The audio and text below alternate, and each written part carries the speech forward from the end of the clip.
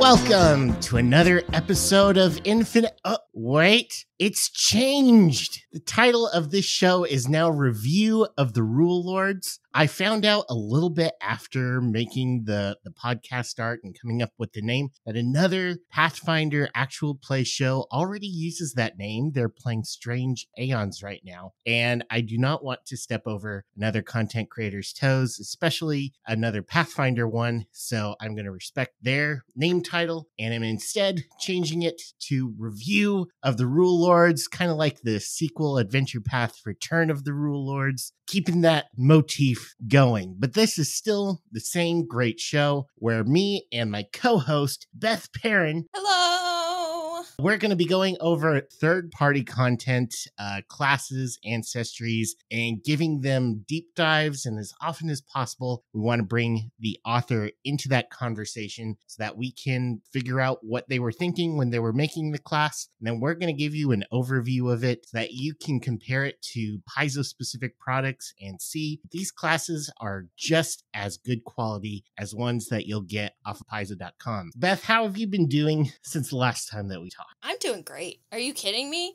It seems like everything is sunshine and roses. There's nothing going on today or yesterday or through the weekend that could cause any kind of problems whatsoever to third-party publishers. And that's just absolutely a great feeling. For context, this is early January. You can figure it out. You can put two and two together. So today we are going to be talking about one of the two classes in Frontiers of Magic as written by W. Brian Lane of Lion's Brain. The class that we're going to be talking about is the Shifter, but we're very lucky to have the author himself here. Brian Lane is a physics education researcher by day and a Pathfinder Infinite author by night, a member of Paizo's Infinite Masters program. His publications offer ancestries, archetypes, items, spells, classes, and adventures. He's currently taking part in a year-long Dungeon 23 challenge on Reddit, where he's writing a third-party sequel to the popular Abominations Vault Adventure Path. Welcome, Brian. Hi, everybody. I did not know I needed notes about current events, but I'm sure I can throw some together. Yeah, no one has any strong feelings about those. No, not at all. Least of all me or my Twitter account. We're not here to talk about that kind of stuff. We're here to talk about you, Brian, and your book, Frontiers of Magic. Over 130 pages of player options for Pathfinder 2nd edition. So tell us, what is Frontiers of Magic and what were you trying to accomplish with it? So Frontiers of Magic is a collection of lots of individual player options that I was really developing independently over maybe 100 different Google Docs at a time, thinking, okay, someday I'll publish this, someday I'll publish this. And all due respect to my colleagues who publish, short things one at a time because they put out way more titles than I do. But I have a hard time putting out just a single archetype or even a single class in a book, because then I feel like I'm asking the reader to take a big risk on that title because it'll be all or nothing. They like it or they don't. I find my best RPG purchases are when a book has lots of options that I may or may not be interested in. And all I need to do is find one or two that I really want to use in my game. And then I feel like that purchase was worth it. And so eventually I realized, wait, I could pull a lot of these together under this common theme of stretching magic to its frontiers. We're on a podcast, so I have to say I'm using finger quotes on frontiers there. Because obviously that word frontier, it can be problematic. It doesn't have to be, but sometimes we talk about a frontier that is not a frontier for everybody. So it could mean recent discoveries of something to do with magic, or maybe a rediscovery of something lost, or just something that's been there in the lore. And in terms of the game, we're finally putting mechanical options to it. And so I don't think I did this intentionally, but obviously it came out after Secrets of Magic, and now it's Frontiers of Magic. So I guess you discover the secrets and then you go to the frontiers. I wish I could say that was intentional. It sounded cool when I was making a title. Still, it's great. Like, I always think that the natural sequel to Secrets of Magic is like the Gossip of Magic or the Open Secrets of Magic, the Facts of Magic. There's some free titles for the creators listening to this. There you go, Paizo. So we're going to be talking about your shifter class today. Tell us, what is the shifter and what is the fantasy behind playing it? Sure. So the context of the shifter in Secrets of Magic is that it's the martial option in this book. If you're coming wanting to learn a lot of new fighter feats, that's not going to be this book. That'll be a book to be announced, I think. But I wanted to have a combat-focused option in this, and I had been developing a shapeshifter class, and I said this would be a great opportunity, to put this in. So it is magical in nature. You're not a biological shapeshifting ancestry or something. You have simply incorporated some magic into yourself, maybe intentionally, maybe not, that now you can change your physical form. And so the fantasy is that your PC transforms their body into whatever form they need. So it's a combat-oriented martial class that's got to focus on versatility, where if we really need to grapple that creature, I can grow some claws that are really good at grappling. Or if I need to reach something that's out of the way, I can turn my arm into an extra long tentacle and grab it.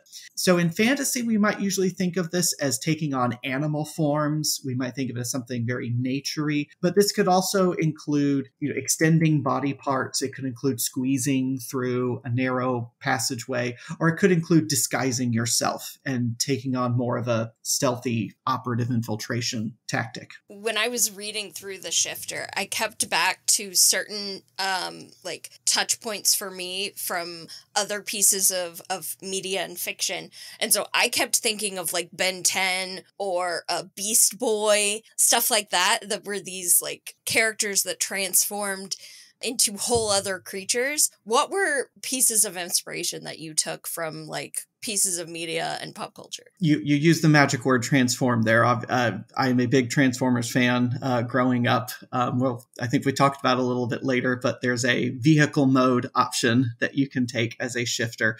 I'm a big Deep Space Nine fan. I like to think of Odo as a great example of a shapeshifter because he can shapeshift. He just chooses not to all the time. Mm-hmm. And so they kind of put in this whole narrative storyline of, well, he doesn't go around gushing down the promenade as goo because he's been pressured not to do that, or he doesn't want to, flaunt his abilities, or he doesn't want to be put on display, and so they come up with these narrative ways of kind of limiting shapeshifting, because shapeshifting can kind of be a bit of a world building challenge. Once you have shapeshifters, it's kind of wild out there because anything could be a mimic, anybody could be a faceless stalker.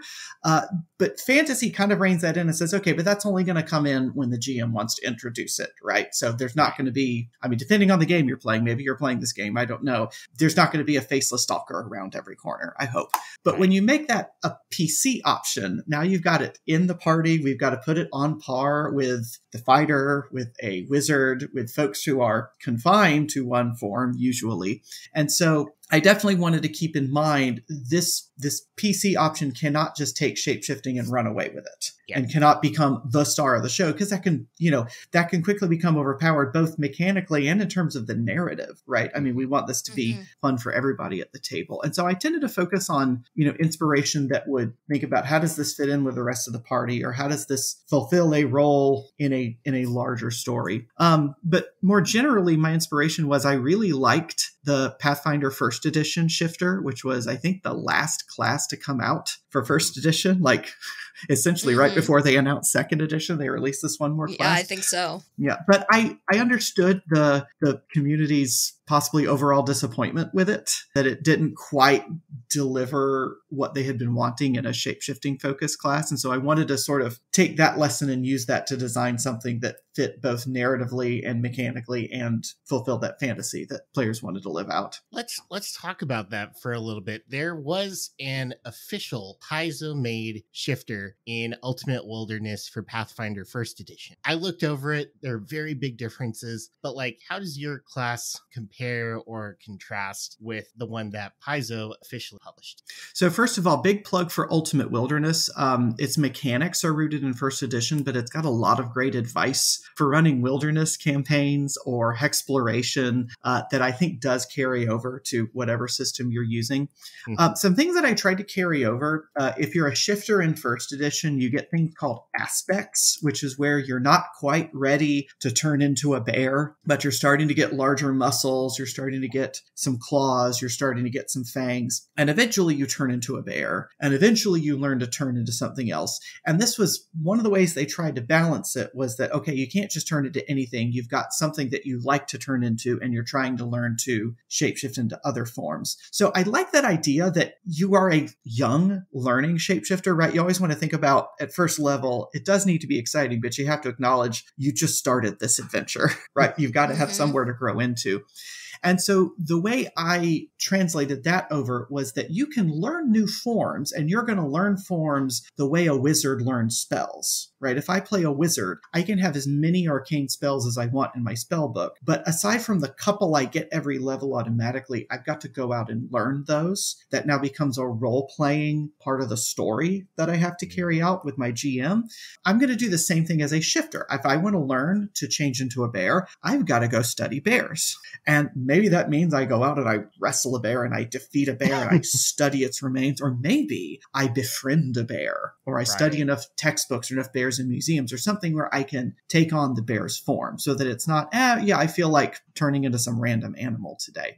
But what I wanted to do was kind of release that from the mechanical lock that it's under in first edition, make it more of a narrative issue, because it does take some time. I mean, your party doesn't necessarily want you spending an entire month just studying forms just so that you can have 20 plus forms that you can turn into. Right. Another thing that I liked in the first edition shifter is that it was an interesting blending of the druid and the monk. Like when you look through its class features, it's got some things that directly come from the druid class and some things that directly come from the monk class, but it still is its own thing. So first edition had these things called hybrid classes that were a full standalone class. This is not multi-classing. This is where they said, okay, let's suppose you want to get a little from this class and a little from that class, but you don't want to have to pick and choose like what level you're taking which. So the Slayer is a great example, because the Slayer was this hybrid of the rogue and the ranger that everybody wanted to play for their ranger. That was my first character in first edition. Yeah. And so the shifter you might think is a hybrid class, but no, it's an original base class. It just borrows some of those elements from the druid and the monk.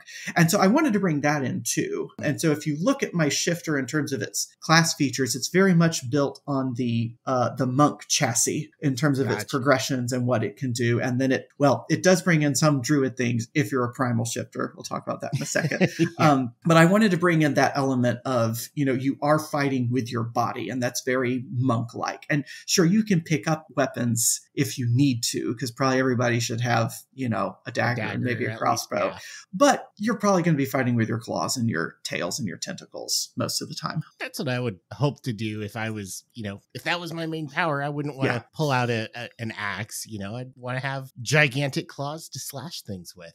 I mean, yeah, but there are options where you can use that axe, and I liked that. There already exist options to be able to transform with spells like dinosaur form or classes that have wild shape or the archetype beastkin. So what makes your shifter class different from someone having just like those little abilities that let them transform, but it's not the primary role class? Yeah, so I think you hit on it right there. That's not the primary role of the class, right? If you're a wild shape druid, you've got wild shape as a focus spell. You can take feats to gain more forms, and those battle form spells are really cool, and they're really nice and streamlined so that those couple of times a session that you transform, you can easily bring those new stats in. Your AC goes up to some value. You get an unarmed attack. It deals this kind of damage. Okay, go. But you're still a spellcaster who happens to have chosen a polymorph spell, right? You've still got your full spell progression. Not everybody wants to play a spellcaster. Some people want to play magic. Some people want to play magic-infused characters, but they don't want to keep track of those spell slots, right? It gets brought up on Reddit about every couple of months, spellcasters are the only PCs who really have to keep track of daily resources. Everybody else just uses their feats all they want. And yeah, they might have one that's once per day, but it's once per day instead of a table, right? And so by putting this at the center of the class, rather than being a thing that gets added on, by making shapeshifting the center, I was able to say, okay, we can do more with this now, where you're going to get, rather than just stat changes, you're going to get some new aspects. You're going to get some new abilities that you can use while you're in this form. And so, like I said, the shifter is for the player who wants a little bit of magic to their combat, but and wants to have those polymorph effects, but does not want to spellcast and, end up being the healer or the blaster or something. It's very interesting to me, the difference between shifts and shifter forms and the wild shape ability, right? Like, we have a shape-shifting mechanic of battle forms, right? In the ways that you were just talking. As you were approaching this differently, what kind of design elements did you really keep in mind? Or sort of how did you design a whole new subsystem? Yeah, so the two things you mentioned there, the shifts and the shifter forms, that was my way of balancing out this notion of, I want to be a shapeshifter and I want to turn into a wolf versus, well, I just want some fangs. Like I just want a wolf muzzle, but I want to keep my axes in my hands while I'm doing that. Okay, yeah, you should be able to do both of those.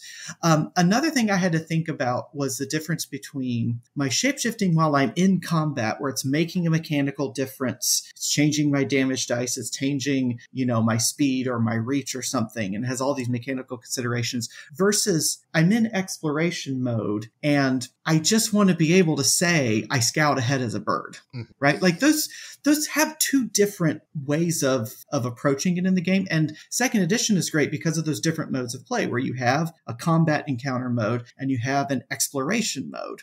And so what I do basically at the entry point is I say, look, you're going to be shapeshifting in these two different modes. This class is really about giving you combat options. When you want to shapeshift in exploration mode, work with your GM to tell the story. So the example I give is, let's say you are tasked with digging a well for a town, and your shifter says, hey, I want to turn my hands into shovels to really help out and dig this well. And the GM can say, okay, it was going to take you 8 hours. Now it's going to take you 6 hours, right? It doesn't need to be a feat. It doesn't need to be a mechanical thing. It doesn't need to be a table. It just needs to be, let's use your shape-shifting powers in a creative way that tells the story, gives the party a little bit of benefit, but doesn't completely obviate the challenge, and doesn't then turn into, well, I have a shovel strike now. How much damage does my shovel strike deal? Well, you were able to do that because you spent like 5 minutes getting your hands in the right shape. You wouldn't be able to do that in combat. So when it comes to combat, those two different forms, there's shifts and then there's shifter forms, which I originally had them still labeled as battle forms. And when I started getting more into the rules for battle forms and what they say, I was like, no, this does need to be its own term. What I ended up doing was saying, okay, so there's these two things. One is where you're just changing a part of yourself, and one where you are completely transforming. Well, the game already has a designation for that. It already has the morph versus the polymorph trait. And I said, okay, great. So shifts are going to get the morph trait. Shifter forms are going to get the polymorph trait. Now, how do I kind of regulate going in and out of these, right? Because, on the one hand, you don't want the shifter outshining everybody else at the table. On the other hand, you still want it to be a challenge for the player to strategize about this. And I say, okay, so shifts should be something that you can just enter. So maybe it costs an action. You should probably only do one at a time so that we're not getting too carried away. And, you're having to maintain this focus on this, but you should be able to do it at will otherwise. Wait a minute, I just described a stance. So the shifts have the stance and the morph trait. And it's like, okay, there's already rules for this. There's already other feats for this. So like now I can go to the monk because I had wanted to bring in monk elements to this. So now I can go to the monk class and say, okay, here's all these feats about stances, and I can get more out of my stances. So I can just port those over now. And oh, by the way, they are stances. So if I'm a monk multi-classing into shifter, I've got lots of stances to work with now. Yes. Yeah. Trust me, that was something I thought of. Whereas for the shifter forms, it's like, okay, I'm transforming my entire body. That takes a little bit more effort. That sounds like a focus spell, which is great because wild shape is already a focus spell. You are more focused on shape shifting than a wild shape druid is, but you're not overpowering the wild shape druid who might be in your party. Yeah. Plus, if you take druid, even more shaping that you get to do. Yeah, because focus points are focus points. So you might as well pick some up from an interesting place. Points. Yeah. They're my favorite. So that's a lot about the shifter. We're going to go into much more depth about it in our overview, but I did want to give you a chance to talk about a couple of the other options that you have in your book, one of which is the mesmerist class, which seems to me to be kind of like a hypnotist. So tell us a little bit about what that is. So I also loved the mesmerist in Pathfinder First Edition. R.I.P. my mesmerist fighter Kel did not survive. There was a kobold cleric that just wiped out the entire party. But I really liked the mesmerist. It was one of those occult classes that a lot of people tended to gravitate toward. And a lot of that stuff has now been subsumed into the psychic and the thaumaturge and a little bit even into the bard. And so occult in second edition, they're allowing you to play out a lot of those fantasies, but they're maybe consolidating some of it. So I began the mesmerist, I think definitely before psychic came out. Yeah, definitely before psychic and thaumaturge came out. So that was my take on the spooky side of occult as opposed to the emotion manipulation side of occult that the bard represents. I remember when it was announced that bard was going to be the flagship occult class in the core rulebook, and everybody said, what? And then they explained what occult means in terms of influencing the mind and the spirit. And it was like, well, no, actually, that does make sense. You wouldn't put that in divine or primal. You might could put it in arcane, but I like it being an occult. And so I actually, speaking of, class structures, I basically borrowed the bard class structure because if it ain't broke, why change it? Sure. And so the whole idea of the mesmerist is that you are playing around with the target's mind in a way that the bard doesn't, because the bard is either happy or dirgy, depending on which direction they're going. The mesmerist is really about really getting into the other character's minds. And sometimes that can mean, I am giving somebody the frightened condition, or I am making them see enemies that aren't there. Or it can also mean I am planting a suggestion. Speaking of hypnotists, I am planting a suggestion in my ally's mind that, no, they really can climb up that wall if they're untrained in athletics. And, kind of giving them those kind of bonuses. And so I had a lot of fun with the mesmerist. One of the things that came up in the first edition mesmerist is that the way you are extending your mind is through some other plane. Mm-hmm. And I really took that and ran with it and say, okay, that's going to be any plane you want, because if we have this great planescape, why limit it?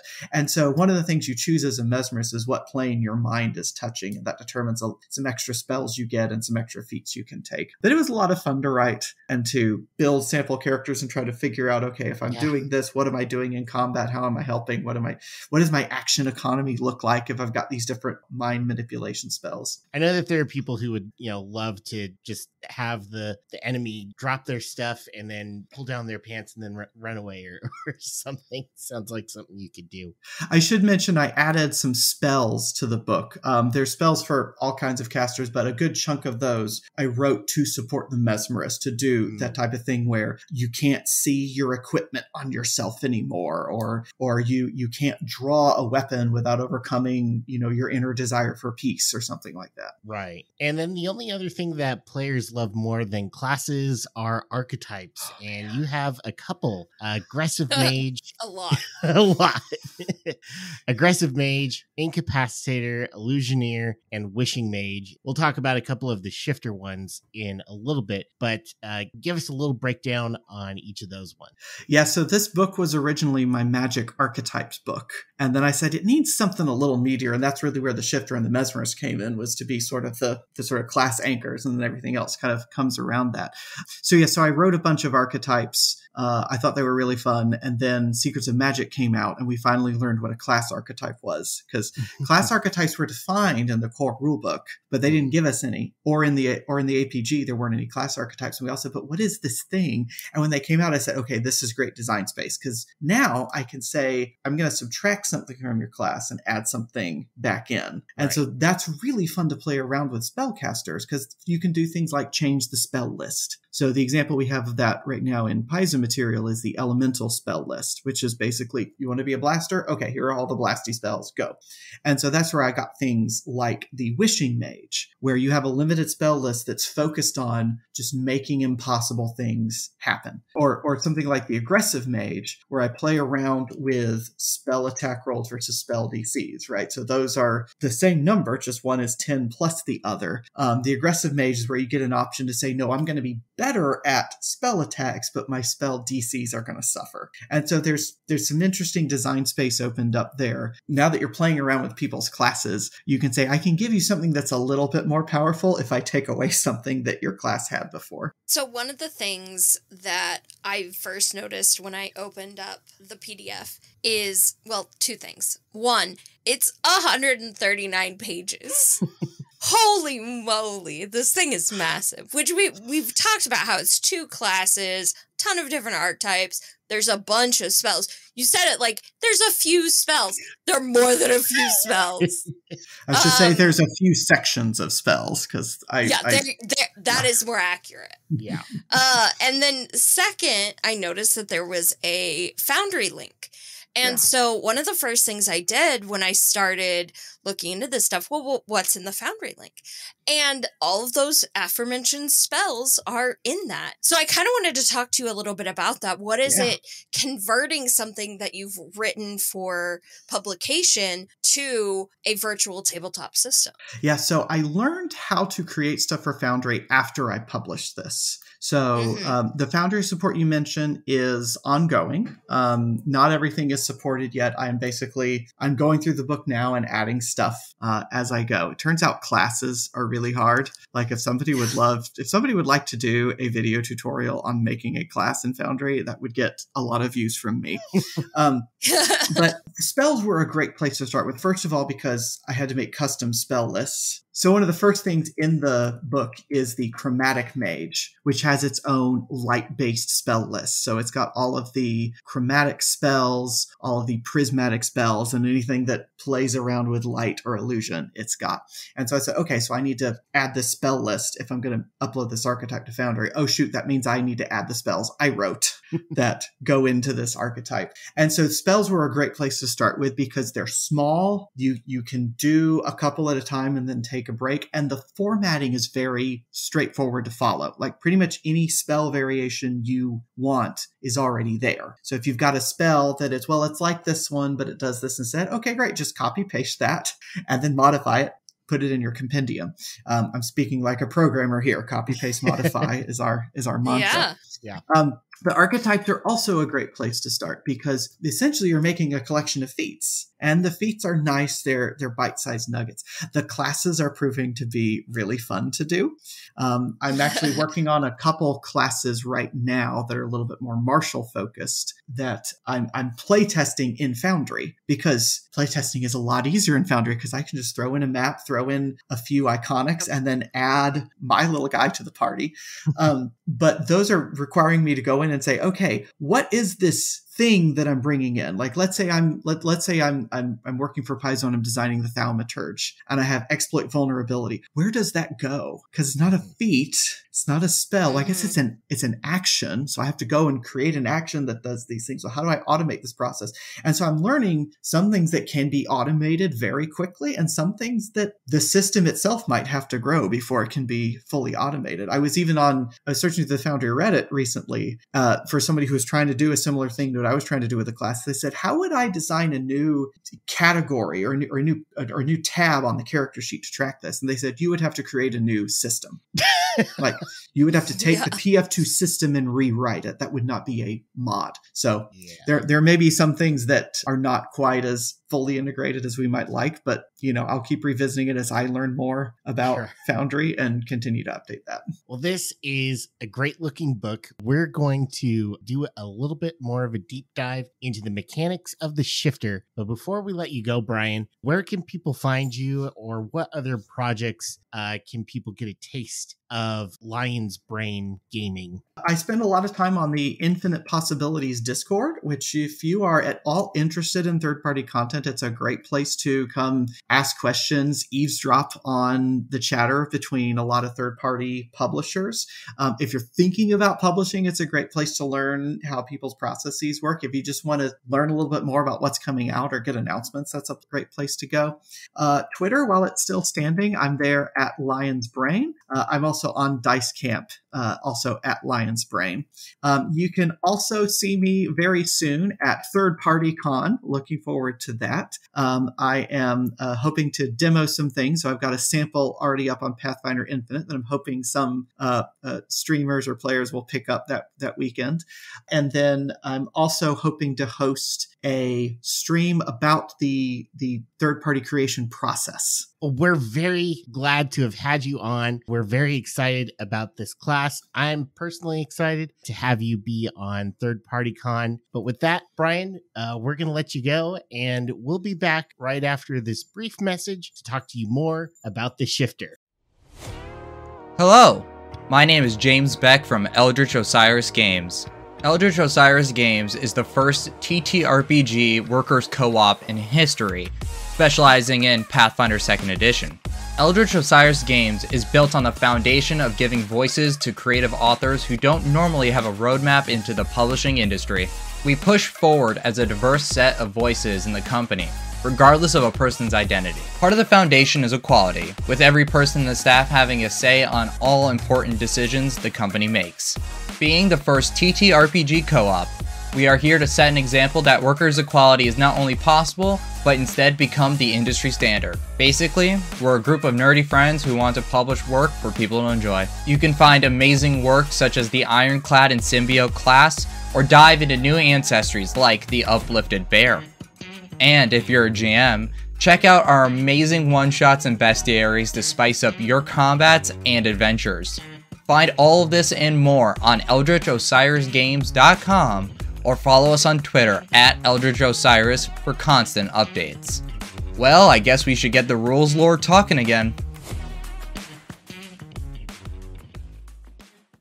And we're back, and we're going to go deeper into the Shifter. But before that, we have a couple little extra things that we want to talk about. The first one is Third Party Con, and I'm going to talk about this because it's very close to my heart because I'm organizing it. This is a special con that we are having totally online as a celebration of the Paizoverse. This is going to be an opportunity for players and game masters to get to interact with content creators and third-party publishers by trying out their content through demo games, watching live plays, watching a 24-hour streaming schedule that we're going to have of all of the interviews that we'll be getting from different content creators, different faces in the gaming space. So this is going to be a great event to really celebrate the community that Pathfinder and, even Starfinder as just a game has fostered. So I'm very excited about it. It's February 17th through 20th of 2023. If you want to find out more information about it, you can go to pf2events.com. You can also go to the Reddit r/Pathfinder2e, where we're going to be talking about it up until the event. We're accepting demos from third-party publishers. Please go to pf2events.com and be part of this first ever celebration of the Paizoverse. So that's my pitch. Beth, what do you got? So normally, I say normally, like we've done this more than one episode. But normally, I like to bring you something else, some other third-party content. This episode, I am bringing you the rest of this book. So, today we are talking about the Shifter class, right? That is one section in a book that, as I stated earlier, was 139 pages. It is a massive book. It has tons of good content in it.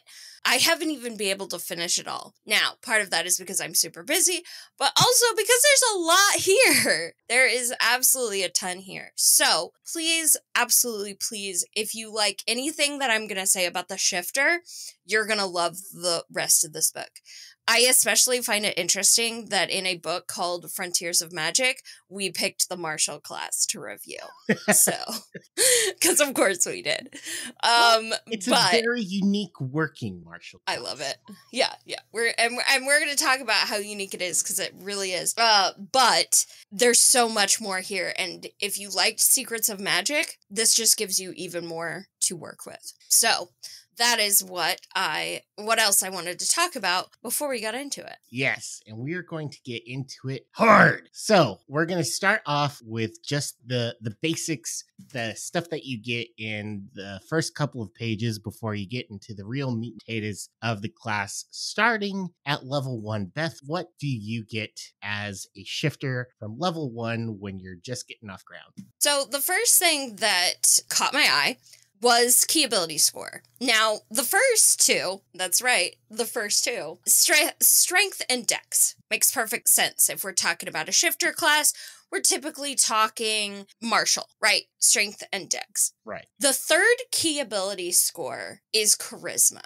And a lot of you might be thinking, that's kind of strange. Me too, until I started reading. There are so many social options or role play options or social encounter type stuff. It's amazing. This inspired me to write like an adventure surrounding it because it is so cool. And we're going to talk about some of those options later. But the fact that you can pick your key ability score as charisma, absolutely choice. Now, there's 3 out of the gate. Just keep that in mind, because later, after I go over everything else, there's actually going to be a secret 4th option. So, but we'll get there. Okay.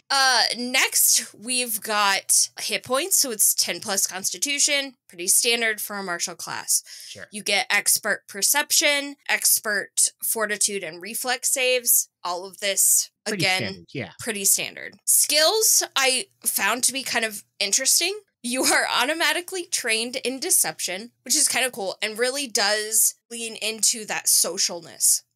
Absolutely. With every single shifter that I can ever think of in movies or something, like that's their primary, fooling other people, whether they actually do it or not, because, know the secret questions or something, but deception makes a lot of sense. No, absolutely. You get one that's determined by your subclass, which is going to be your tradition, and then one that is determined by your favored form.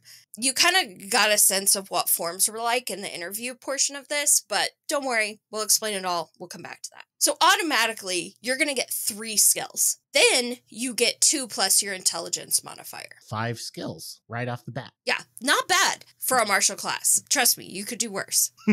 Look at you, fighter. Then we have attacks. So you are trained in simple and unarmed attacks. This is in no way surprising to anybody. Sure. Very much like the monk. He talked about how inspiration was from his monk. Makes sense. You're trained in light armor. You're going to be using unarmed attacks most of the time with all the tentacles and claws and stuff that you got. Possibly. Maybe. Ooh, okay. But we'll get there. Okay. Next, we have your defenses, which is trained in light armor, expert in unarmored defense. So there's that monk inspiration that we were talking about before. And again, you're trained in your shifter class DC. Pretty standard stuff to everything. So that's right out of the gate. But what do you get as you start to advance with this class? As you get better, the stuff that we're going to talk about later, the actual shape-shifting, right, which is the core concept of the class, is going to get better and better. But let's talk about kind of the other stuff that goes along with it, because I think that there is some stuff there. So every even level, you're going to get a shifter feat and a skill feat, standard to all classes. Sure.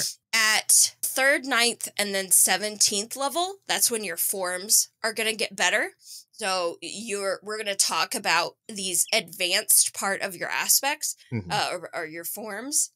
That is what levels you get those. Your strikes, in whatever form they may be, unarmored or not, or wielding a weapon or not, level up at 5 and 13th level. So you get master strikes. You're never going to get legendary, Sure. which tracks, like, the only ones who get legendary, I think, are fighters. You get weapon specialization at 7th level and greater weapon specialization at 15th, which is great. 11th level, you get to enter a shift whenever you enter your favorite form.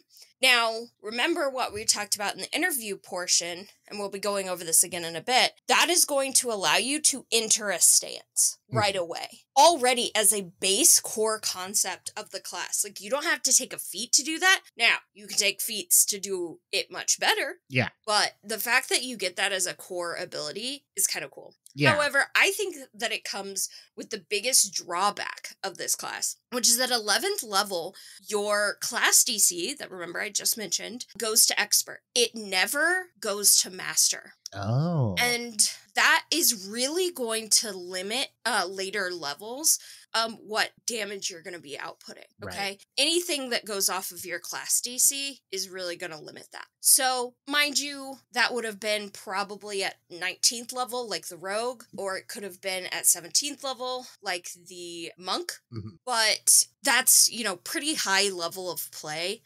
I don't think it's, like, the worst thing. I don't think that means I'll never play this, but it is pretty telling, in my opinion. Right. You're going to be relying on other things to help you out, either like the effects of a feat, it sounds like, or the specific shift that you go into more than the base number. Exactly.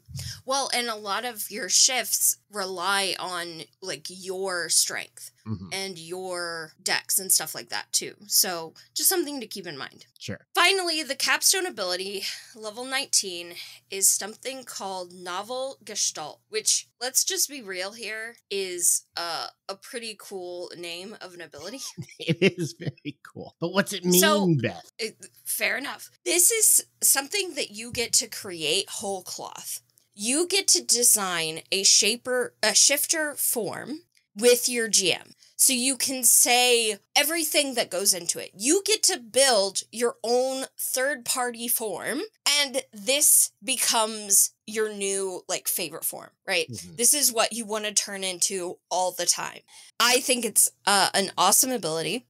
The idea of getting to create something that's uniquely your character is really awesome, but it's at level 19, so. Yes. I'll have words about that a little bit later. But those are the core progression of the class. Obviously, we have gone over a lot of terms that may not entirely make sense to you as a listener. So let's go over a couple of these core concepts. The first of which is what shapeshifting is at all in reference to this class. Yeah, so shapeshifting in terms of the shifter is going to be something very specific, right? So your shapeshifting is going to manifest in one of two ways. You are either going to manifest a shift or a form. And we kind of went over this earlier, that a shift is going to be some small change or partial alteration, where a form is a full transformation of your body. Right. Additionally, there is base rules for exploration. And I absolutely love this, because whenever you're talking about shapeshifting, you usually get, right, this balance concept of like, well, exactly like what Brian said earlier, I want shovel hands. I don't necessarily want a shovel hand attack, right? The fact that you can more freely adjust your form in exploration mode is really awesome. And the fact that they took design consideration for that automatically is exactly what I wanted to see in a shifter class. But we can't go into how you make those changes without talking about how you collect those changes, which is known in this book as the Nexus. Tell us a bit about that. Every shifter gets a spell book. I mean, a Nexus. This one, I'll be honest with you, I had trouble buying into this concept. I get it from a balance perspective, but the idea of a nexus that you remember forms for was a hard sell for me. But as it works, it is a internal repository of forms that you can assume. Anytime you gain knowledge of another creature or you gain another shift or a form, you're going to put this in this internal repository called the Shifter's Nexus. Right. You begin play with, as we're going to go over, again, that shift versus form. You get 3 shifts and 1 form that you just get to pick from the available list, which is awesome. And then you get 1 shift and 1 form that's from your tradition, right? So just like any other subclass, whenever you pick it, you're going to get additional benefits for those. Right. This is going to be daily preparation. So every day you can prepare a certain number of Right. Like shifts. a prepared spellcaster, wizards and stuff. Not spontaneous Exactly. spellcaster. Yes, exactly. So if you don't think about being a bear, you don't get to be a bear that day. Exactly. So you do have to take daily preparations for this. There is also a downtime activity where you can add shifts and forms to your Nexus.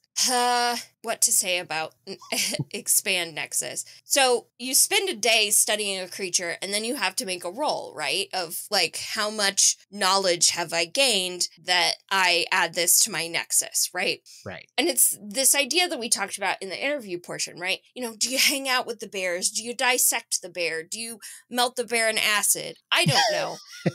What you do, it is a bit much, right? Because this leads to how your character becomes more adaptable, right?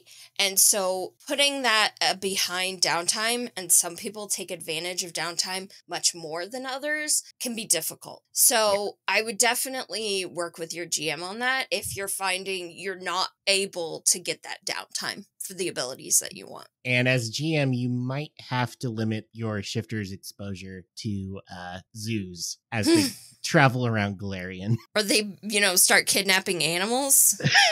or are they just going to hang out with the monkeys all day? They're just going to sit there for 8 hours staring at a giraffe. Okay, that's a pretty funny image. Like, come on. Did you imagine? And of course, the party barbarian goes with him because the barbarian wants to stare at the giraffes too. Right.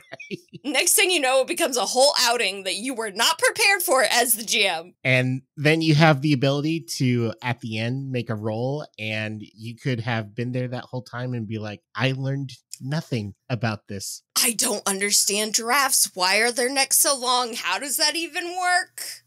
I don't know. Yeah, no, you can totally fail. And if you crit fail, and this is a recall knowledge, using a skill in DC that would be relevant to the creature. So for a giraffe, it would be nature. Say your nature just sucks, which if you were this class, you'd need it. So don't let your nature suck.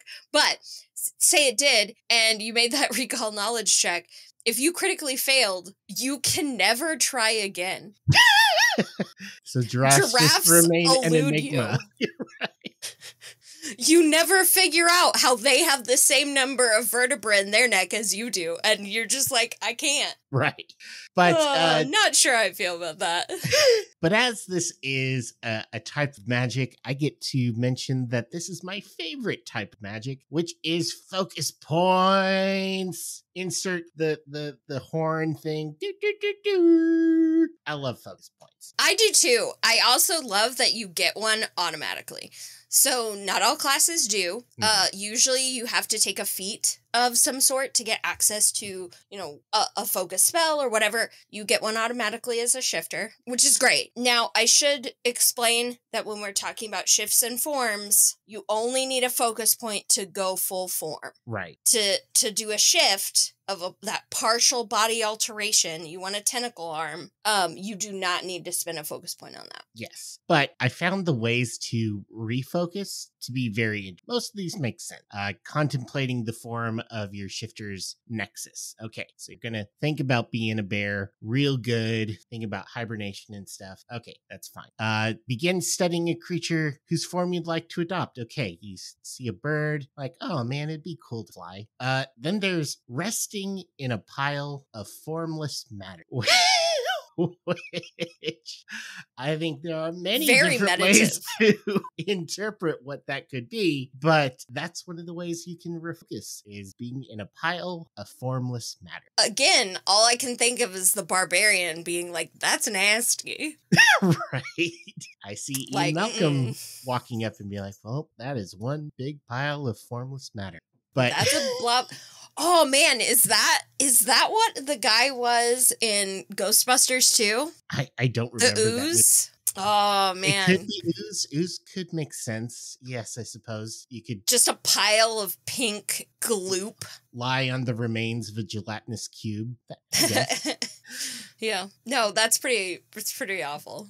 Now we got to go into the different types of shifting that you can do as a shifter, and shifts and forms. We already talked a little bit about it. Shifts are partial transformations. So think about those times in movies where you had someone who had transformation abilities and their body stayed pretty much exactly in human form, but their arm turned into a giant hammer. That's a shift. Whereas form is turning into a completely new. But tell us, Beth, what are the mechanical differences between these? So we've already talked about it quite a bit, right? This is just like a stance would be. You take one action to assume one of these shifts, and then you gain whatever benefit of that stance. You can only take one at a time. Again, fits into the stance mechanic, I think, really, really well, which is super great. A couple of examples just to kind of give you an idea of what we're talking about with these shifts. One of them is horn, right? You grow one or more horns from the top of your head. You gain an unarmored attack that deals bludgeoning damage, and as an exploration action, you can actually hold an item of light bulk in your horns, which I think is kind of funny. Yeah, that's pretty cool. Most of these, this gives you a great outline of what most of these look like, right? You're going to get typically, not always, but typically some sort of an attack option, right? Some mechanical benefit within combat.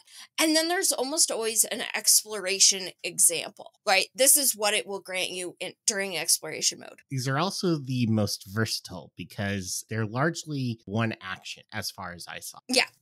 Especially you can get feats later to adjust that, right? Just like you would any stance. But yeah, to use these is one action, which is freaking great. I do want to kind of point out adaptive shift. It is not something that you're going to get access through a form, so do be aware of it. But it is legitimately the best shift on the list. So you get to build your own. I was looking at that one too. That seems like Pathfinder 2e has largely tried to step away from like required feats, but I have a hard time imagining taking this class, seeing that one and being like, nah, I'll skip that. You want to do your own thing. So that seems like one you're going to want to have in repertoire. But understand that if you don't start play with it, you can't get access to it through a form. So you're going to have to somehow gain that. Right? Adaptive shift. So just be aware of that.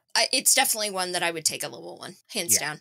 And I will say, just briefly, I will say there are a few balance issues with some of these. We'll talk about it again when we talk about feats. Just sometimes there's one option that's just the obvious choice, right? And then you've got everything else that's very situational, but then you have this thing that's like, yes, obviously, I'm going to take that. Right. So if you're somebody that cares a lot about balance within your class, there's going to be some things that are different, right? That are a little less balanced. So just be aware of that. And then there's shifts, which are described as a shifter form alters your entire body. Yeah, that sentence just sent me into a coma. It's just too much. Yeah, so we're talking about forms, specifically shifter forms. And yes, the sentence is a shifter's shifter forms alters your entire form. And I know that they're trying to get like a very specific point across here, but there was a lot of going duplicate on. words. Yeah. Yeah, there's just a lot going on. That when we're talking about a form, we're talking about a full body transformation. It costs 2 actions. Additionally, will cost a focus point. Unless it's your favorite form, don't worry, we'll get back to it. When you go into that form, you automatically get a shift, right? So when we're talking about shifts, let's say your shifter form is a unicorn, right? Right. You automatically get a horn, Right. and you aren't in that stance trait. Right. So then you can actually spend a third action assuming another shift going into a stance. So that's pretty great, actually, that you get that shift for free, and you don't have to have had it prepped for that day either. Right. So that gives you a little bit more versatility. Exactly. Forms, just like shifts, go into your spell book. Oh, sorry, wait, I you meant mean Nexus. I do mean Nexus, which is your brain. It goes into your brain. Yeah. And you can have a level rounded up prepped each day. So at 3, you'll have 2. 4, Correct. You'll also have 2. 5, you'll have 3, etc., etc. Yeah. I did forget to mention this, but you get 5 shifts a day, like permanently, just 5. Gotcha. Forms and shifts do benefit from item bonuses. So one of the things that a lot of you Druid players out there have been perhaps dissatisfied is that your forms don't benefit from items and stuff like that. These forms, shifter forms, do benefit. So be aware of that. Pretty you great. Need that with hand wraps, I'm guessing. Mm-hmm. Yep. So your punches will do extra dice and all of that. Right. Okay. But then you get to have a favored form, which is a free form in your Nexus, your brain, that you get to spend without using a focus point. These are extra super duper special. If you feel like you're always going to be a dinosaur, that would be mine. I'm just always going to default to dinosaur whenever I get a dinosaur choice. It's like the one I would go to would be a Velociraptor. You can still choose to be other things, but like that's your go. So tell us, like, what other special goodies do you get with a favorite? So the favored form actually comes as part of your tradition. So every class in Pathfinder, right, there is the type of class you are, right? There's a type of rogue, your racket. There's the Wild Order for Druid, stuff like that. For shifters, that comes in the form of a tradition, right? We know the magical traditions, so it's pretty easy to guess what 4 there are. Right. And then you get 2 benefits, right? You get a mechanical benefit that's from your tradition, and then you additionally get that favored form of that type. Right? So as an example, divine, right? Your shifter powers come from a deity who has enabled your soul to express itself in multiple forms. You get to turn into angels, right? Aww. Exactly. Or beings of pure chaos, whatever floats your boat. There's a lot of options for divine, but that's exactly what it is, right? Right. So you get a skill. Guess what? It's religion. You get to choose a deity. And then for the mechanical benefit of picking divine, and this is where earlier I was talking about a lot of this class is focused on unarmed strikes. This is the exception to that. If your deity's favorite weapon is a martial weapon, you treat it as a simple weapon. If it's already a simple weapon, you gain the Cleric Deadly Simplicity feat. You also learn an additional language.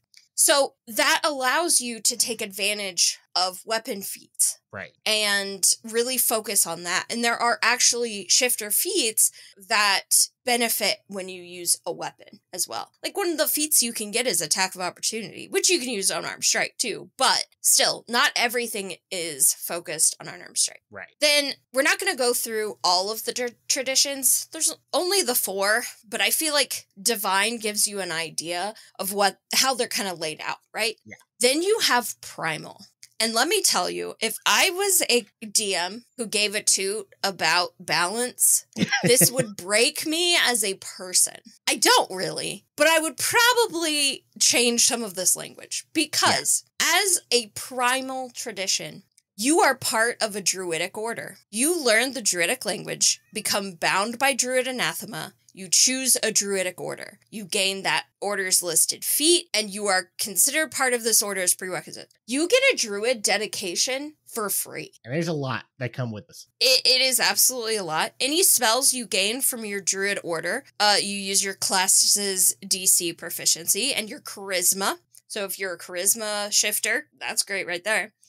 When you choose a shifter class feat, you can also choose any druid feat. Which is... So it's better than a druid dedication. Right. So there is Divine, which allows you to treat a martial weapon as a simple weapon. And then there's druid orders. One of these things is not like the other. And I am going to break and describe the other two. Arcane is... you get some cantrips. You get a cantrip. You get a cantrip that you had access to as an innate cantrip, which is, that's good. Yeah, it's fine. And you get it's a language. Not druidic order. It's not druidic order. I really like the flavor of occult, though, which is that if you transform for the first time in front of one of your enemies, within 30 feet, they have to do a will save against your class DC. And on a failure, they are flat-footed to you. So basically, like, this person is freaking out watching you transform in front of their eyes and just... So super love cool. that. Love it. Yeah. So, but now we get to talk about a couple of our favorite bits about this class. Now that you understand like the essentials of what a shifter is, starting with the shifts. We've already talked about a couple, but Beth, I know that there's one that you're really excited about. Okay. So I had to literally hold myself back during the interview portion from asking about the wheels. So, have you played much Pokemon, Pete? Oh, yeah. I grew up. So there's a new Pokemon game out. Yeah. Pokemon Scarlet and Violet, and I've been playing so much of it. And your legendary literally has wheels, and they become a bicycle that you ride throughout the whole game. Oh my god. Which I love. Love that. Love that for me. It's super great. I picked Violet, of course, because the legendary is way cooler. Fight me. All of this to say, you can have wheels. Yeah. You can become a vehicle. You have to take a feat for it, but you can literally get wheels. That is one of the feats. I loved seeing it. You get to be a car. I can't even. The fact. And so what I have pondering in my little brain is if you are an automaton, if you're an android, and then you take the shifter class, are you a transformer? I think so. That makes sense. I think you're a transformer. Yeah. And as an android, you're originally, right, an alien, which Transformers were aliens. So I'm just saying. So that's a quest item for you, GMs. When you have your Transformer player, you need to find the Galarian equivalent of the Allspark somewhere around there. Yes, love that. And then the ones that I really liked, the first one is Disassociated Arm, where your Disassociated Arm, they disperse into a nimbus of particles is the word, which you can momentarily re-solidify inside of a creature's body. I want to say that again for those kids in the back. You can put your arm back together inside someone's body. Which is incredible. And then another one that I love, because I've seen this so much in, various animes and movies, is mass distribution, where your mass becomes malleable and you can adjust its location within your body. When you enter the shift, you choose to do one of the following. Choose one melee unarmed attack, or you can gain a 10-foot status bonus to your speed. So you're basically either throwing all of your weight into like a super mega fist that you're going to hit someone with, or like growing like large legs and just zipping across the battlefield. So very anime. I thought that those were pretty great. So anime, it's perfect. It's great. I do want to mention, backtracking just a little bit with the disassociated arm. Mm-hmm. Did you see what the exploration effect was on that one? Oh. You are considered to be wearing thieves' tools. Oh, that's cool. I didn't look So at that part. I like that. I just get this idea of, again, whenever I look at these classes, I always put them in a party, right? So earlier I was talking about the barbarian. Your rogue fails to pick a lock. You walk up and you put your arm inside the lock and it pops open and you're like, there it is. That is great. That rogue now hates you. That's having your arm or your finger turn into a key and you're just like, whoop.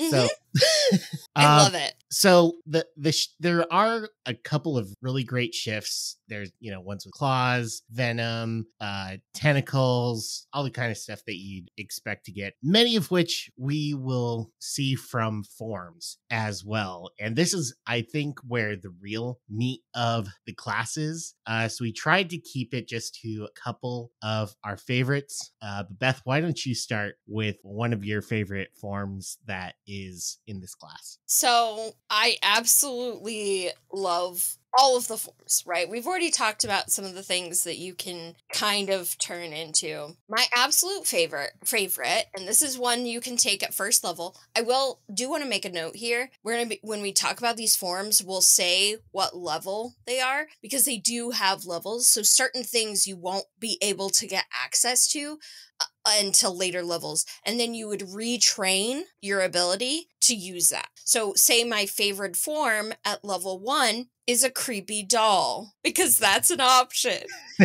Once I level up, I could pick other forms to be my favorite form. So just keep that in mind. But I don't know why you ever would, because at first level, you get access to Creepy Doll. This is a arcane, divine, or occult tradition. So 3 of the 4. Sorry, Primal. You're too good with your druidic order. Your shift makes you smaller in stature, so you shrink down, right? Because you're a creepy doll.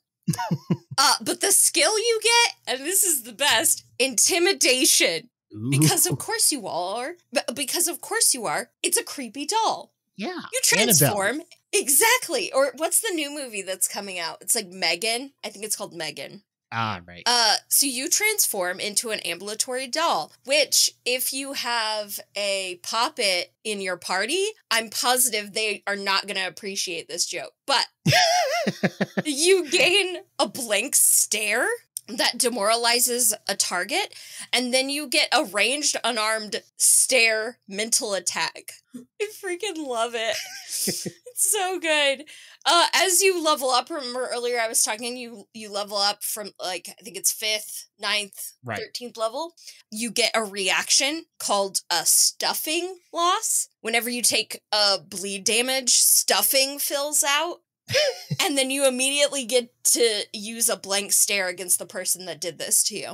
Right. I absolutely love it. You can become a lifeless doll, and then as your major aspect, you gain levitate. As an innate spell you cast at will. You're just a levitating creepy doll. Yeah. I absolutely adore this. Whenever I think of a shifter, this is not what I think about, and I love that. I think it subverts expectations, and it's perfection. And my favorite first level form is, it's coming up, dinosaur form. It's a primal tradition that you can get at level 1. And, this is going to be more, basic claws that you get or jaws. But one cool thing is that you can stomp to grapple creatures 2 sizes smaller than you with your feet. So basically standing on top of them. And if you do, they also become prone. One of the coolest aspects they have is Rending Toss, which is a 3-action move where you get to attempt 2 claw attacks and a jaw attack in any order. If 2 of the 3 attacks hit, you deal persistent bleed damage. But if 2 of the 3 attacks critically hit, the target is also knocked prone. This is basically that scene of the T-Rex grabbing the Velociraptor and then just whamming him into the skeleton in Jurassic Park. And I love that. And then there's also stuff like Thundering Charge,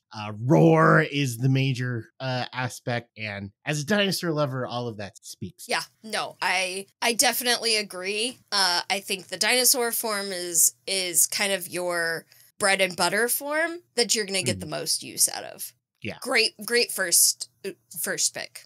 So moving on to level for a higher level. Doesn't necessarily have to be level 4, but mine is. And that is the ancestral form. Now, this is one of the few that you do have to take a feat to gain, but it is wild. Your shifter form lasts for an hour, and you can refocus during that time. So you could constantly be spending points. Just every 50 minutes, be like, gotta go powder my nose. When you enter the shifter form, you take on the form of the alter ego you choose in the ancestral form feat. You gain that alter ego's heritage and all of their ancestry feats. You do a ancestry change. You become a second person. This would be amazing in a social campaign. The ability to have a completely second person you become. Not only that, but you gain the abilities of that ancestry. That is wild. It's so cool. It's so cool. And like, it just gets better. There are a ton of feats that you can take that support this. It's awesome. I have no idea when this would actually be relevant in a game that I play in, but man, it'd be fun. And here's the thing, you could play it as 2 different players at the table too. And like, you guys are just never in the same room at the same time. One of you is just inconspicuous, off doing their own thing. That could be helpful for those groups who can never get every single person at the table. Exactly. And it's just so freaking cool. So 10 out of 10. The next one I want to bring up is a little bit higher level. Shifter Form 3. You get it from either the Arcane and Primal traditions. And that's the Owlbear form, which everyone knows has been a bit of a source of debate ever since the Dungeons and Dragons movie trailer came up and you got to see someone transform into it when the rules never exist in Dungeons and Dragons to be able to do that. So I just thought it was funny that in this book, you actually got to do it. You get to screech at people. You get to snag at them as a reaction. It's not the most powerful of the ones that you get to do, but you get to be an owlbear. And I think that's pretty fun. That's awesome. I have been forgetting to say that the shifts for these are things that you will automatically get. So for the owlbear, what shift do you get? With the owlbear, you get wild claws. And I guess I should go back to dinosaur form where you... I think you also get wild claws. Nope. With dinosaur form, you get larger stature. So you become embiggened. That's right. Which makes sense with the stomp grapple feature. It's true. If you're a medium creature, that means you'll go up to large. So that means that you can grapple pretty much any medium creature. And larger stature should keep on going up, I believe. So you'll get to be a bigger and bigger form of dinosaur and stomp on smaller and smaller versions of creatures that would otherwise be pretty big to everyone. That's pretty awesome. I hadn't thought about that. So the last form that I wanted to talk about is the cave worm. This is a 14th level form. Wow. Which is pretty insane. As Primal Tradition, you get a stinger as your shift, which, great. You also get a jaw attack and gain the benefits of Titan Wrestler automatically, which is super great. You get their Shake Off ability or Shake It Off, which is awesome, of course. Or Beyonce. No. It's not. Taylor Swift. Taylor Swift. Oh, God. This is how good I am at cultural. That's pretty funny, though. I'm going to never forget you thought that was Beyonce. Then you have Eruption as your major aspect. So you can actually burrow underneath things and come up. Because you're a giant cave worm. And bursting out of the ground, throwing crap everywhere. Yeah, that's a really awesome move. That's so great. All of the forms are like this. And for my last form, it's not quite as high as 13th. In fact, it's a shifter form 4 that you can get with any of the traditions. And that's custom form, which to me seems like one that pretty much anyone would want to take.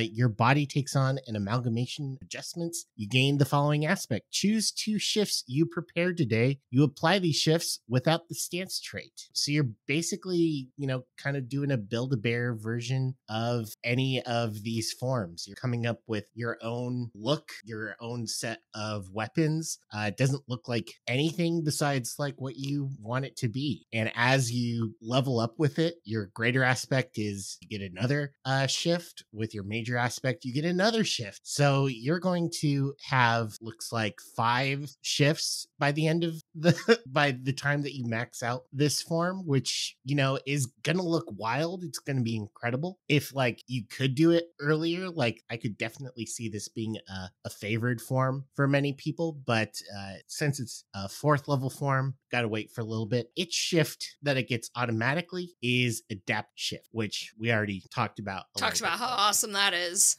But there are so many other kinds in here that you'll probably recognize from other campaigns. Cruels, or no, Kruths is what it's called. Hellhounds, giants, octopus, gelatinous cube is even one of them. So all of the elementals. Yep. Dragons are definitely in here too. Sin Spawn. So you're going to have a lot of choices with this class, which that's our favorite part about Pathfinder is the amount of choice that you get to have. So overall, that's really Oh, yeah. But some of these shifts and forms can only be brought about through feats. So Beth, tell us a little bit about a couple of your favorites. Yeah, so I will say with the feats, there are some that are much, much better than others. Obviously, vehicle form is the best feat to exist. No. There's some really, really cool ones, but there are just some that are better. Attack of opportunity at level 6, I already mentioned that, but I want to talk about it again. Anytime you can get attack of opportunity, do it. I will tell you right now, your GM will be mad at you, but yes, do it. He will, or she will. I get very mad at my player who has 2 attacks of opportunity, as well as a flail that gets to continually knock me down. So, yeah, super fun banned. For GMs. Absolutely banned. No. One of my really kind of favorite feats as I was going through was the surprise shape change. So this is kind of similar to what we talked about with one of the traditions, but when a creature who has not previously seen you shift, you do a deception check, and when if you critically succeed, I say win because obviously you're going to. They're flat-footed against you until the end of your next turn. Right. So that's awesome, especially because it's a reaction. And so this triggers as you enter your shifter form. So you can really stack that up. The one that really spoke out to me is a 2nd level feat called Shifter's Deliberation, which is triggered. It's a free action that triggers when you're about to roll initiative. Essentially, you are just going to choose to be last in initiative order. You don't roll initiative at all. But as a free action at the start of your turn, you get to enter into your form or your stance. So you don't have to, spend the extra actions to do that. You just like, whatcha, and then you get to get right onto it. Obviously being last in initiative is, the give and take of this, but this is something that I could see being super effective in any combat situation. So I really liked it as an option to not have that action task, a way that you could avoid it while not being too overpowered, because, you're just standing there last in initiative order. A lot can happen, but, this gets you that little bit of extra oomph when it finally does get Yeah, no, I definitely agree. I will say that at level 4, there is something called form expansion. So you get a additional favored form. Now you already have to have it in your shifter nexus, and it must be in your shifter tradition. But holy crap, who wouldn't take that? right? Right. The only way that you can get access to your aspects, so like the major aspects that we've been talking about, the additional benefits that you get as you level up, you're only going to get access to that if it's your favored form. Mhm. So why wouldn't you take favored form, or an additional favored form? So form expansion, really big. And there's nothing else at level 4 except for ancestral form. I will say, if you're going for that social build, that one's pretty good.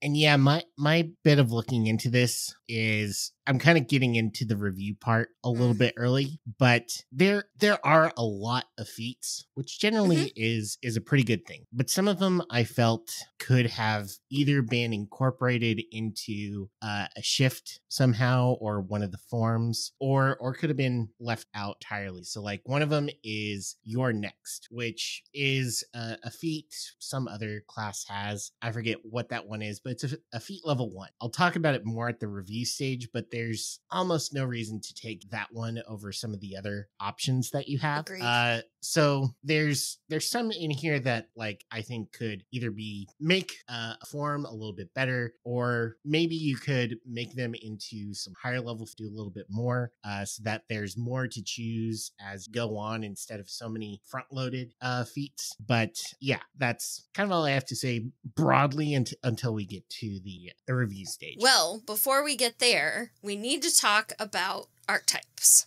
Yes. And just like last episode, we got 2. They're not the ones that we already talked about. No, no, they are not. So the first one I actually want to go over, you would think would be the dedication feat. You would be wrong. It is not. It is actually Alchemical Shifter, which is a class archetype. You actually take this, much like the spell shot for the gunslinger, you take this at first level and it changes a bit about your class, but then at second level is when you actually take the Alchemical Shifter dedication feat. So what this allows for is that you don't gain a shifter tradition, a favorite form, or a focus pool. You lose your focus points, Pete, I'm sorry to say. No. But you remember almost an hour ago when I said there's a 4th ability score. This is it. You can choose intelligence as your key ability score. But because this is kind of a meshing of the alchemist and the shifter, you gain some stuff you essentially gain the alchemist dedication. It also changes how you shift. So your forms, instead of taking a focus point, use a batch of infused reagents. So Jekyll and Hyde, essentially. Exactly. And then from then on, you would take dedication feats from the alchemist dedication. So if you knew you had this idea of this Jekyll and Hyde character that you wanted to build, this would be the absolute best way to do it. Now, I will say it isn't, in my opinion, like as upfront that this counts as an alchemist dedication, but once you read it again, you're like, oh, okay, I get it. Because, like we said in the interview portion, there's not, like, additional feats. You would just take alchemist feats. Right. Which is great. I think including that as a ulterior way to play the shifter, as an alchemical shifter, is a great idea. And, yeah. The fact that you can use this if you didn't like focus points, I know, blasphemy.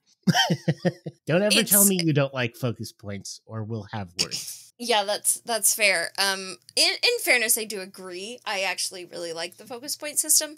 But if you, for some reason, hated it, this would be the thing to take. And I like that. I like options, right? We're Pathfinder people. That's what we like. Yep. Next is the shifter multiclass archetype. So usually, right, exactly, right. Of course, like it is a basic necessity. If you're going to publish a class, you need the archetype for it. And normally I would say, oh, this is just a standard archetype. I disagree. I think it's better. So as the shifter dedication, you gain a shifter form from a tradition that you pick. Whatever skill you're using as the prerequisite for the feat. You use focus points like you normally would. You would gain one if you didn't have one.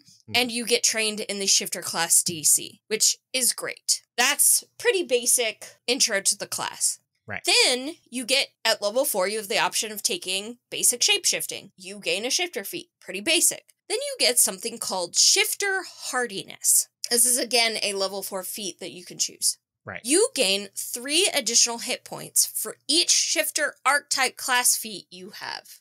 Which isn't one of the feats that you get to pick from the normal class. I don't think there's one that I have gives you never extra seen hit anything points. like that. Yeah. Which is really cool. And again, when we're talking about third-party products, seeing something that I've never seen before, I'm here for it. I love it. Right. Now, I will say that your class has to grant no more hit points than 8 plus your Constitution modifier. But if you are, a spellcaster or something who's trying to take some options in case things get hairy and you're accidentally in combat, this is a great idea. And you use this with the free archetype feat, you get some extra hit points, you get a little bit of shapeshifting. It just allows you to have more versatility. Right. I am absolutely here for it. The rest of them are pretty standard. You have advanced shapeshifting, which again will give you more feat. You get the advanced aspect and the greater aspect, which all of these, taken with your shifter hardiness, would increase your hit points, which is just a really cool interaction that I wasn't expecting. Yeah. So that is the shifter class. There are, of course, feats that we didn't talk about, forms that we didn't go into, tons. that you will need to get the product to be able to get the full experience. But now we're going to have a little bit of hot takes. So one that we like to talk about that came from Beth's original podcast, or it's still your podcast, but Dice Don't Die, is like a discussion of what ancestry option you think would be a great choice to pick for this class. So Beth, what do you think? What's your hot take? My hot take is literally anything because of the new ancestry changes. Oh my gosh, I'm so excited for those, and I needed a chance to talk about them. Don't worry, we'll be talking about it more on Dice Don't Die, but seriously, that is one of the coolest changes. I think thematically is where we should be focusing, right? What thematically makes sense? What other things? I'm sorry, but what points you get to add into strength is boring. Yeah. And I don't want to have to pick an heritage or an ancestry based off of that. I never have. Honestly, I wish I had implemented this in my games way sooner. I haven't even told my players yet. Honestly, I haven't had a chance to be like, all right, guys, if you want to rework your characters, now's the chance. But this is an awesome change. And now you can look at other abilities like a Kitsune, who is also a shape changer, right? So there's now 2 avenues of shape change, right? You've got some from your ancestry and some, maybe you're super into the Kitsune. And so you create a custom form that is this epic, 8-tailed fox or whatever, which could just be amazing. For those of you who haven't been keeping up with the latest and greatest in Pathfinder news, there was recently released, and this is January of 2023, bit of errata for the 4th printing of the core rulebook that changes how ancestries work. In the books, all of the books up till this point, every non-human ancestry has come with a flaw. Usually, those who get 2 boosts to set and a free skill boost always had a flaw, or some of them always came with mandatory boost, but no extra flaw. What this rule change does is wipes those off the board. You can still choose to do that if you want to. It limits your character choices a little bit, but it also gives you a couple more options for those ones that have 2 boosts and a flaw, where you get to just have 2 ability boosts and no flaw. And you can put them, which means that you no longer have to have a dwarf who's always a little bit worse at charisma than can have a super charismatic dwarf now. Who is actually secretly an elf.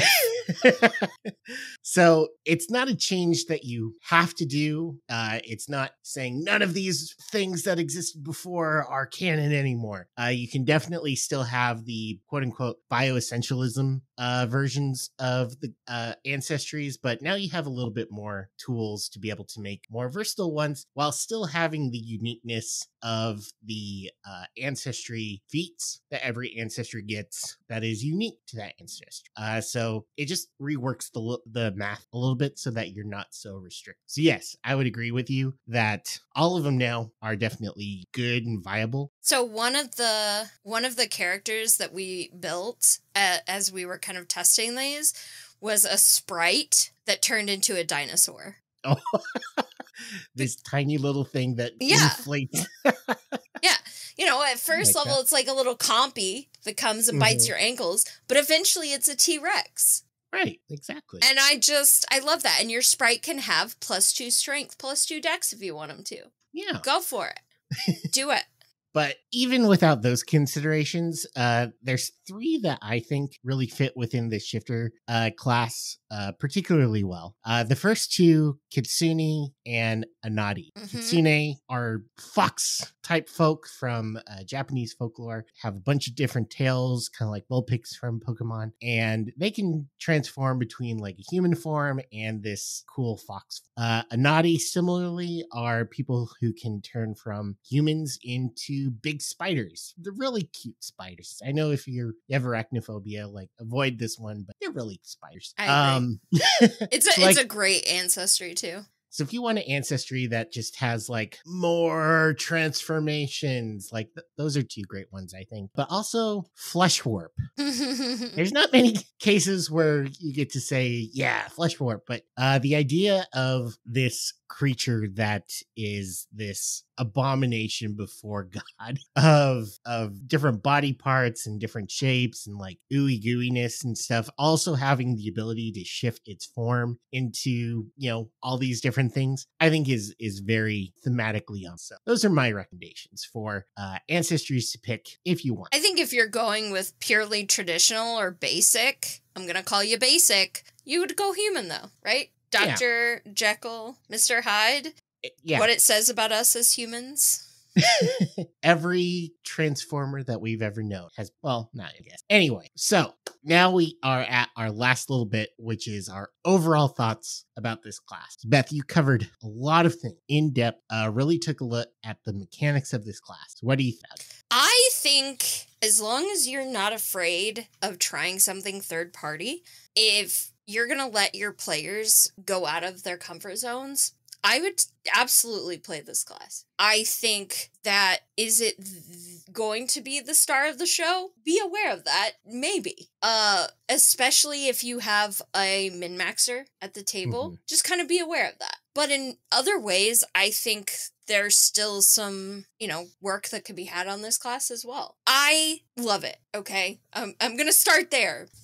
I love it. It's great. You should play it. The entire book is worth $12 up on drive-thru. Infinite or drive-thru. Yeah, Pathfinder and both. And it is well worth that. Like, you get 2 classes and a bunch of stuff. I do think there is some formatting issues in the PDF. I think some more care could have been taken with the layout a little bit. Additionally, I'm going to judge any PDF that doesn't have bookmarks. I don't care if it's put out by an individual or a huge company. I think it should have bookmarks at minimum. So I'm always judgmental about that. Sure. But there are so many wonderful options and things that I think would just go absolutely at home at your table. And I already have a player who's looking at their current character who's a druid, right? And we struggle with battle forms. They are not our favorite mechanic. Looking at how forms are done here and saying, well, maybe I'll like this better. And to see that character kind of evolve with this class, I think would be wonderful. So this is something I'm already looking at implementing at my table. Excellent. So that's a stirring recommendation from Beth. I'm a little bit more of a downer in this case. Love Brian. Overall, I think that the class is really cool concept-wise. There's a bit more I think could be worked on execution-wise. One of those ways is with language. There's shifts, shifter forms, shifting, and then, of course, being a shifter. That's a lot of shifts. I think that there could be some language change to differentiate them. So, like, Beth, when you're thinking of a person who changes into an animal, what's the thing that you think of? The cultural thing that you think of? Werewolf? Animorphs. Oh, animorphs. Yeah, sure. Absolutely. And morph is already a trait that Brian already said that he uses. Polymorph is another one. Morph, I think, could have easily been a term that was used a little bit more to help differentiate between the shifts, the forms, so that it's not always, shift into a shift, morph into a shift or something like that, just so that it's a little bit easier to read. A shifter form alters your entire form. Yeah, it's a very awkward sentence. It is. But anyway, I'm also going to come a little bit down on how many choices there are. Again, Pathfinder, we love choices, but something that has to be keenly aware of when designing, especially for 2E, is to avoid the choice paralysis that came with first edition. Having too much stuff, too many different avenues and boxes that you have to connect to make things work. And that's one of the things I felt was with this, with so many forms, with so many shifts, I really think the number of feats that you get could be scaled back tremendously. Some of these things could probably be put together, incorporated into forms or shifts or something like that to make them work. Your next is definitely a feat, but why not have another shift that is like glowing eyes that, kind of does the same thing where you get to do the intimidation check. Like that takes away a little bit more from the feats that you get to choose, but it gives you more options with what you get to do with the class. So that's one thing that I would do is focus on the essentials of what the class is, not try to make it do everything at once, and also to organize it a little bit better. It seems a lot bigger than it actually is as far as things that you have access to because of the tradition. Some of the things you don't get unless you have, the arcane tradition. So I would have loved to have like little subcategories under the feats even of what you get with each dedication, or even having like the dedication be their own little feat block, just so that you could see like what's available to everyone and what's only available to people who take this tradition, which I know is kind of a step away from how Pathfinder stuff usually is organized. Generally, they just put them everywhere, but it can come in handy. So that's my one thing. But by far, my two biggest gripes, as far as like the core of the mechanics, is form focus, which is level 1, which is where your intensive study enables you to adopt different forms more frequently. Choose one of the following focus spells. You gain this as a shifter focus spell, increase the number of focus points in your pool by. To me, this seems like maybe something that could have been incorporated into the base of the class, kind of like how Flurry of Blows is for the monk, of just like this base mechanic that everyone gets all the time, no matter what they are. I think that could have been something that could have also helped reduce the total number of feats. But this one, to me, out of all of the feats, reads as the one that like you're going to choose. To take.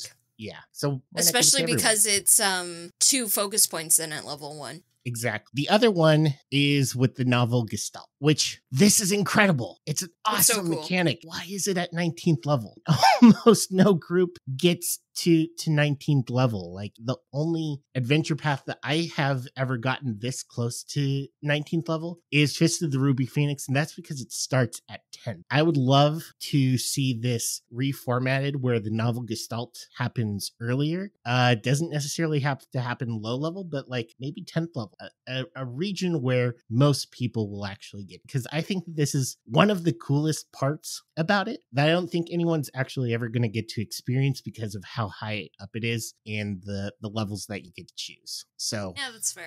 I think overall this is a fun class. I think it could be reworked, reformatted a little bit, but otherwise it's super cool. You get to change so cool into all of these creatures, and you get to have like spikes on your arms arms or, horns or venomous fangs. And that stuff is awesome. I love that stuff. No question about it. Just would like to see a couple of tweaks to make it more user-friendly and get to experience the cool stuff automatically. So those are my... Yeah, I think overall I agree with, for sure.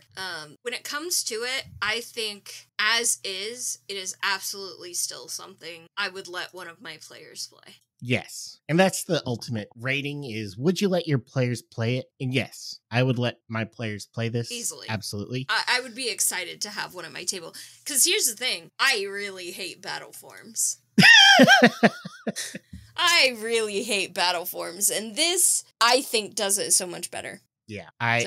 I think it works as a class as is right now. Just a couple little improved. So I don't know. What do we have a star rating? Should we have like a star system? We can. I could tell you normally we just rate it out of Beth, but I feel that's inappropriate for this one. Normally I give things Beths. I'll rate it 4 out of 5 hero. I'm going to give it 8 out of 10 strawberries. Okay, there we go. 8 out of 10 strawberries, 4 out of 5. 4 out of 5 hero points. That's a solid 80% rating for B for this class. So still really great. And like Beth said, there is so much more to this book than just the shifter class. Oh, so good. So even if you're listening to this class and you're like, that's not for me, tons of new spells, new archetypes, all sorts of different ways to interact with magic, which is, one of the core bits of any sword and sorcery fantasy thing. So definitely still worth checking out if that is also. But with that, Beth, we come to a conclusion. So if you want to get the Frontiers of Magic, there will be a link in the show notes. It's available on Pathfinder Infinite as well as Drive-Thru RPG. Definitely give it a check out. And until we do our next review, I'm going to put this up to audience participation. What is our tagline now? It used to be, we'll see you on the next adventure. Our thing has changed. I was kind of thinking maybe don't let the reviews review you. It's silly, but that's my tagline. I like it, though. My original podcast. You like it? All right. Well, let's try that out for size then. All right. So until the next review, Don't let the reviews rule you. Review you. Okay. Review you. Changes. Turn and face the strain. Changes. You wanna be a richer man.